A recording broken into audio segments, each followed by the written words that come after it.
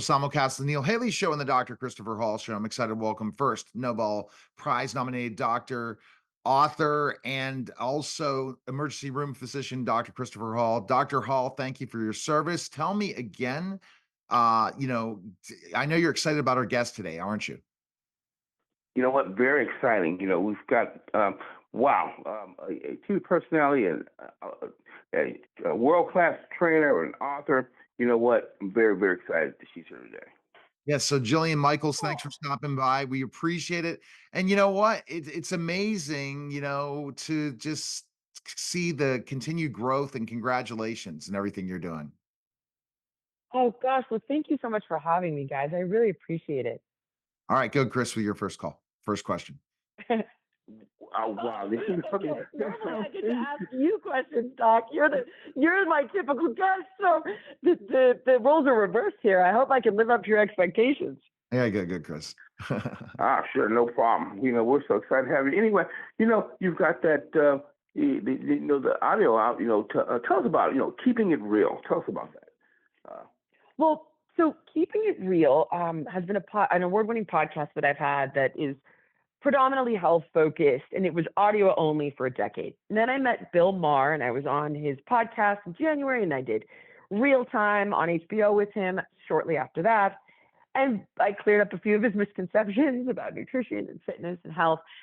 And we had some more nuanced, controversial discussions. And he said, "How come your podcast isn't on video? How come you're not talking to this journalist? How come you aren't able to talk about some of these things you and I have talked about on your podcast?" And I said, "Well, Bill, people get canceled for having these conversations." And as you may know, Bill is what he calls like an anti-woke liberal, which I relate to quite a bit. The liberal piece being the live and let live part, right? And so Bill wanted to create a platform where his host could have these fearless explorations and these thoughtful, evolved conversations with medical doctors, PhDs, investigative journalists, thought leaders, personalities, and not be canceled. So we moved the show under his shingle with his producing team, and it's on YouTube totally free. So it's essentially a talk show with the people that I just mentioned. You just go to YouTube, search Jillian Michaels, and you subscribe. It's totally free.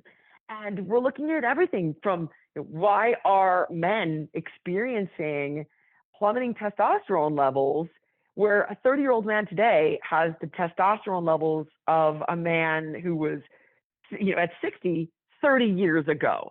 Why are we seeing a 79% increase in early onset cancer diagnoses and people 18 to 49? And again, it's in the headlines every day. It's Kate Middleton, it's Yeah. Olivia Munn, it's Sofia Vergara. Like, what is going on? Why has our kids' vaccine schedule gone from 12 shots when I was a child to 70 plus shots?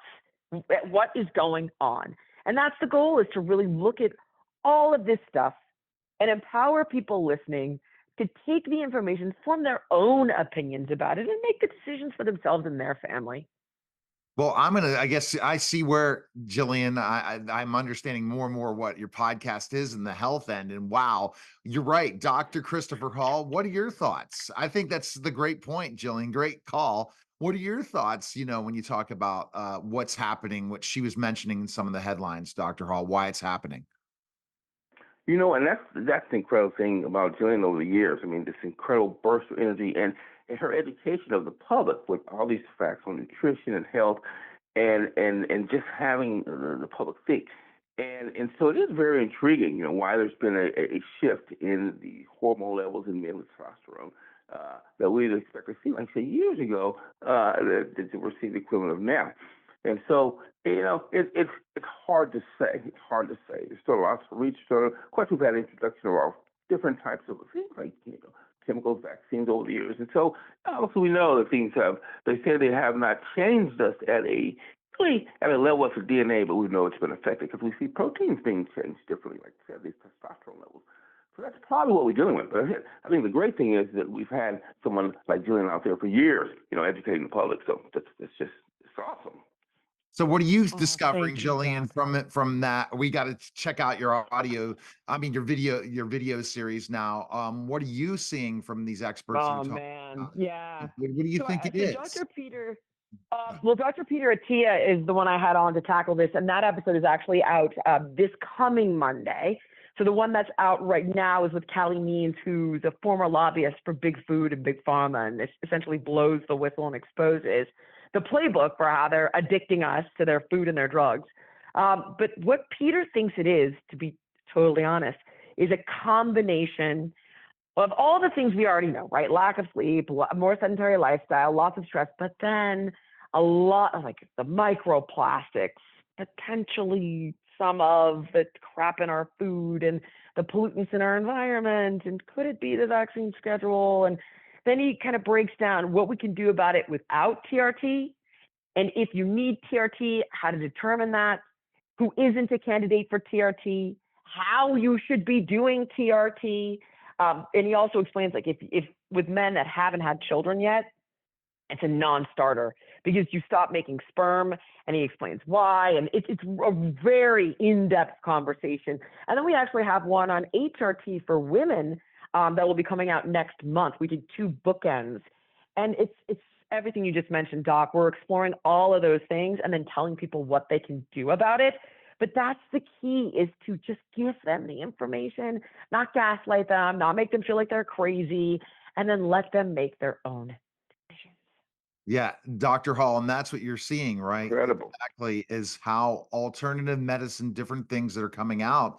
Yet, I don't think that modern medicine's caught up with it yet, meaning the traditional medicine, right, Dr. Hall? Yeah, well, there's just kind of this, what I've seen over 23 years as a doctor, and there's just kind of this rigid backbone in the profession. And sometimes that is what makes things too unwilling to open up and think of other real possibilities that just change their health. And so I know, but yeah, Jillian, I know you went to school down there in Southern California down there, Northridge. And so what was that like? Is that where you developed all these, your whole philosophy in life so far as nutrition and medicine? Tell us a little bit about that. Well, I was an overweight kid. So my journey started really young, probably 12 years old. And my mom got me into martial arts really as an outlet because I was getting bullied in school. And my teacher was one of those old school MMA pioneers.